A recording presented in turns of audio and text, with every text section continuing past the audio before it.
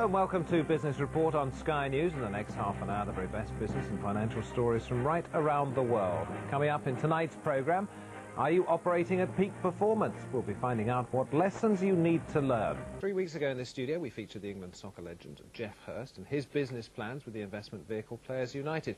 He believed his sporting experience stood him in good stead in the business world. And he's not alone in believing the sport has lessons for business.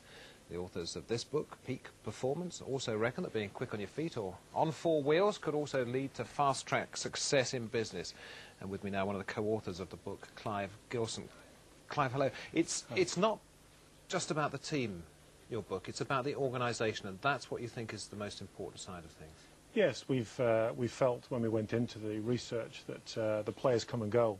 And in that sense, it can't really be the players over a long period of time. If you take the All Blacks, they have a 72% win record over 100 years. And although Sean Fitzpatrick is an outstanding player and was an outstanding player, he wasn't playing at the turn of the century. So clearly, the organisational footprint is what we wanted to investigate, and we believe it's the organisation that makes a difference in terms of sustained peak performance. Well, what do you think, if anything, was the common thread between all of these teams? I mean, you looked at the All Blacks, you looked at the Australian cricket team, you looked at top American basketball and baseball teams. Did they have any one thing in common? I think there were many things in common. I think the thing that surprised us more than anything else is that all our PPOs, as we call them, didn't have mission statements or vision statements where snowflakes from up on high melted by the time they hit the ground. They had inspirational dreams, and those dreams went right through the organisations. If you take Women's Hockey Australia, a minor sport if you will, their greatest inspirational dream is to capture the imagination of the next generation. This was the team, I think, that impressed you the most?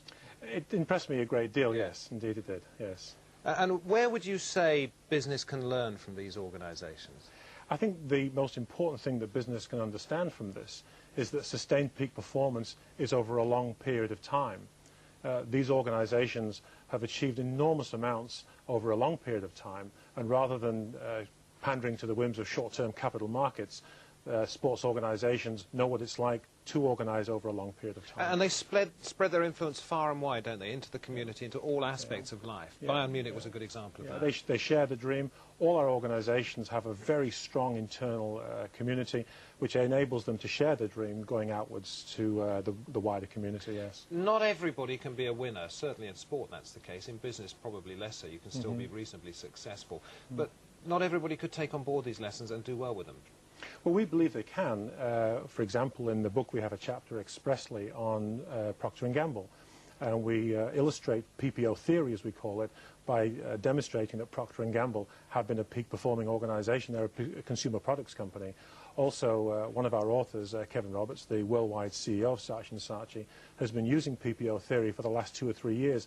They've quadrupled their share price over that period of time. So we believe that the lessons are indeed applicable to business in general. Anything in sport that you found maybe abhorrent? Not at all. In fact, we were prepared to see high fives, testosterone, and an awful lot of things going on, which, frankly, you'd keep in the locker room. But what we generally found was calm, tranquility, harmonious experiences, very family-like. And you got to go to all the games? It was pretty cool. Clive Gilson, thanks very much indeed. Thank you.